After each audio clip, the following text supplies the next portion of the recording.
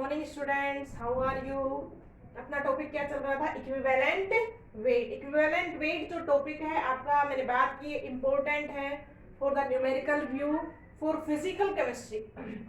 तो हम equivalent weight में बात कर चुके हैं, equivalent weight of the acid, equivalent weight of the base और रेडिकल्स। इसके बाद नेक्स्ट चलते हैं अपन इक्विवेलेंट वेट ऑफ एलिमेंट।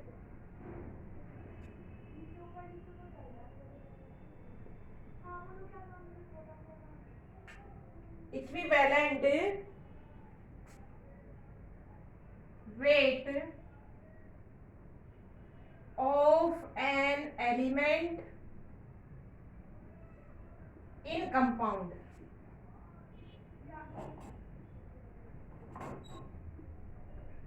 देखिएगा क्या होगा इसका formula. Equivalent weight of an element in compound is equal to है आपका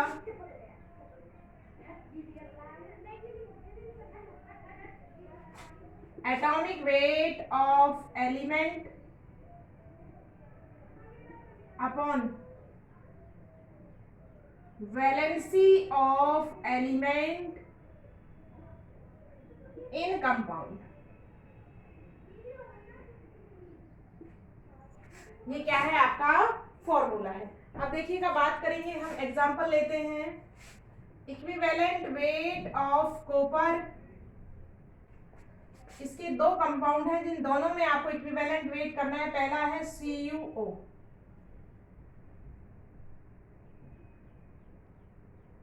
क्यूप्रिक ऑक्साइड। यहां पे अगर आप देखेंगे वैलेंसी ऑफ कॉपर की बात करेंगे तो valency of copper equal to है क्यूप्रिक ऑक्साइड के 2। नेक्स्ट कंपाउंड है इसका Cu2O, क्यूप्रस ऑक्साइड। हेयर आप डिसोसिएट करेंगे और देखेंगे यहाँ पे valency of copper is equal to 1। अपन बात करते हैं, अब दोनों कंपाउंड एक ही एलिमेंट के हैं but the valency different. So equivalent weight of the element in compound is obtain different. देखिएगा यहाँ पे क्यूप्रिक ऑक्साइड में आप निकालेंगे तो atomic weight of element is equal to 63.6। Atomic weight of देखेंगे आप 63.6, वैलेंसी कितनी है 2, तो कितना हो जाएगा 31.1 AMU। Now we check in cuprous oxide, 63.6 upon 1 equal to 63.6 AM. So in this way we calculate the equivalent weight of the element in given compounds depend on their valency। Next अपना बात है, next जो point है वो है equivalent weight of compound. हमने ये 4th point की बात की है। अभी तक हम equivalent weight of acid, equivalent weight of base, equivalent of radicals और 4th पॉइंट है अपना equivalent weight of element in compound. तो इसको अच्छे से देख लेंगे आप। नेक्स्ट पॉइंट है अपना 5th नंबर का पॉइंट है इक्विवेलेंट वेट ऑफ कंपाउंड।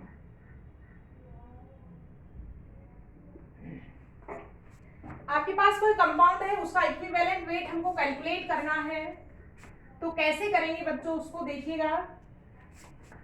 कोई भी आपके पास कंपाउंड है, फॉर एग्जांपल मेरे पास कंपाउंड है MgSO4। किससे बना हुआ है? ये 2 रेडिकल्स से बना हुआ है, Mg प्लस और SO4 माइनस। तो we know the how we can calculate the equivalent weight of the radicals. तो कंपाउंड के लिए आप क्या कर सकते हैं? Equivalent weight of compound is equal to, किसके बराबर हो जाएगा? Equivalent weight of the radicals. तो equivalent weight of the compound is equal to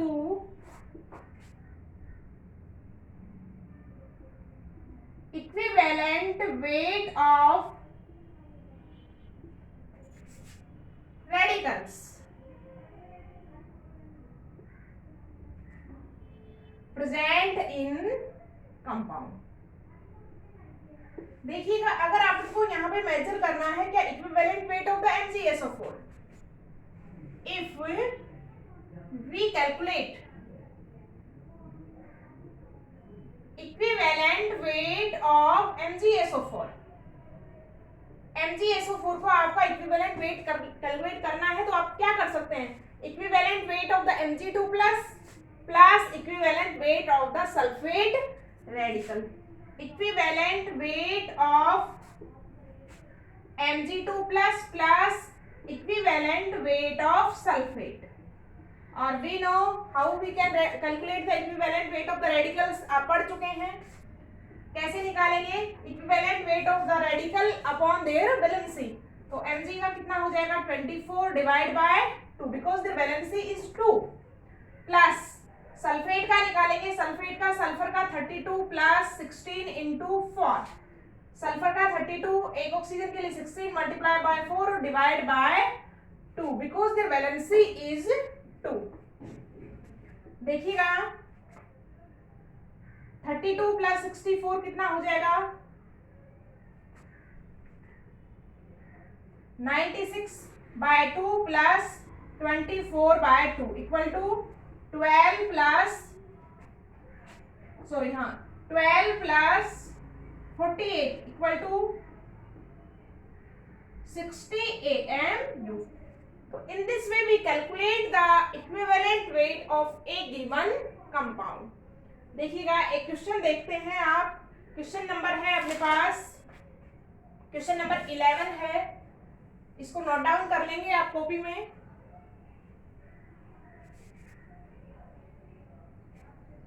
एक नेक्स्ट पॉइंट है अपने पास equivalent weight of oxidising and reducing agent. Equivalent weight of oxidising and reducing agent. Oxidation reduction वाला chapter पढ़ेंगे, वहां पे हम इस फॉर्मूले को फिर से देखेंगे. देखिएगा क्या हो जाएगा,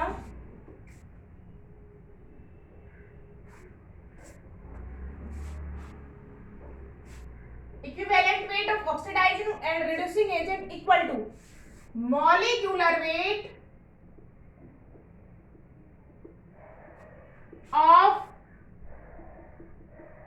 ऑक्सीडाइजिंग या reducing agent equal to upon number of electron lost or gained by one molecule. Number of electron loss and gain by one molecule.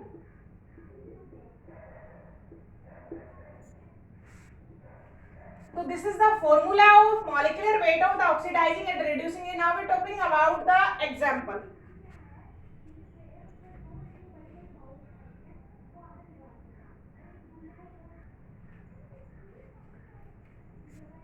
Next I am talking about the equivalent weight of the oxidizing and reducing agent. देखिएगा molecular weight of oxidizing and reducing agent upon number of loss and gain electron by one molecule.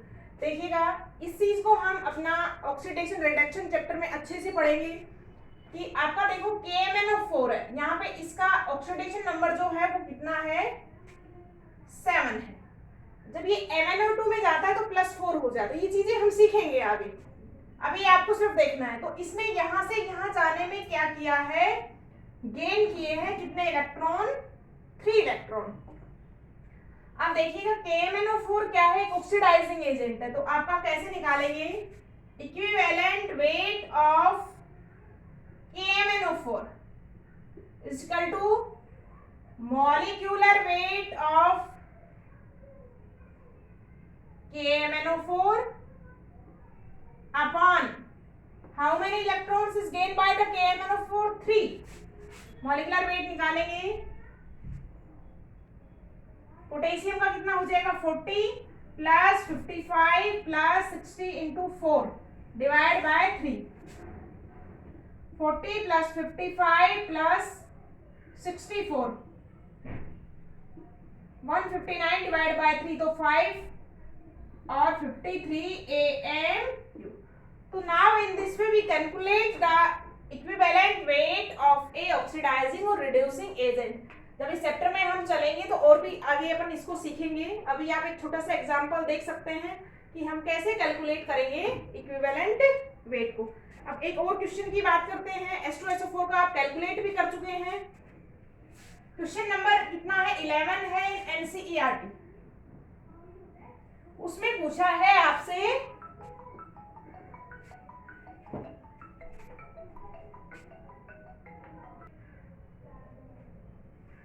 Question है if molecular wait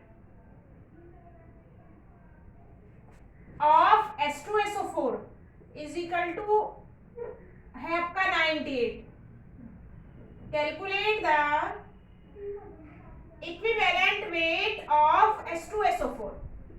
molecular weight अगर आपको given है तो आप देख सकते हैं ना, हम निकाल भी सकते हैं. मॉलिक्यूलर वेट कितना हो जाएगा H2SO4 का? 1 × 2 प्लस 32 प्लस 16 × 4, मैंने बात भी की है.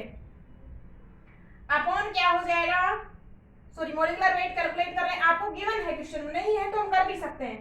तो कितना हो जाएगा? 2 प्लस 32 प्लस 64, 8 और 98 है इसका molecular weight. But this question में अपना क्या है? गिवन है. अब इक्विवेलेंट वेट कैलकुलेट करना है तो इक्विवेलेंट वेट बराबर क्या हो जाएगा? Molecular weight upon their basicity. और basicity of the H2SO4 is 2, हम देख चुके हैं. तो मॉलिक्यूलर इक्विवेलेंट वेट कितना हो जाएगा? 49 ग्राम. तो क्वेश्चन आप सोल्व करते रहेंगे. एनसीईआरटी के पीछे के क्वेश्चन काफी इजी क्वेश्चन है, इनको हम देखते हुए चलेंगे. नेक्स्ट क्लास में हम डिस्कस करेंगे न्यू टॉपिक को. आपका इक्विवेलेंट टॉपिक क्या है फिनिश होता है आज की क्लास में. नेक्स्ट क्लास में हम पढ़ेंगे मॉल कंसेप्ट.